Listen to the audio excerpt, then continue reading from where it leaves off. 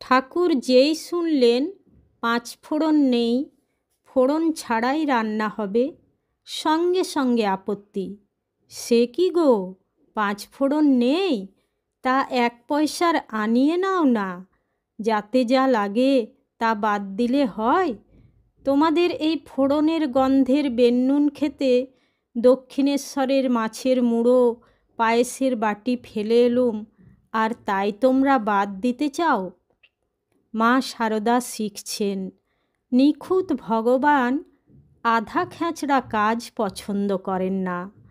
তাহলে প্রজাপতির ডানা তৈরি হতো না, পদ্মের জ্যামিতি এলোমেলো হয়ে যেত। পারফেকশনিস্ট শ্রীরামকৃষ্ণ বেতালা সঙ্গীত সহ্য করতে পারতেন না। যেখানকার জিনিস সেখানে না রাখলে রেগে যেতেন। শান্তির অপর নাম শৃঙ্খলা, আনন্দের অপর নাম ছন্দ।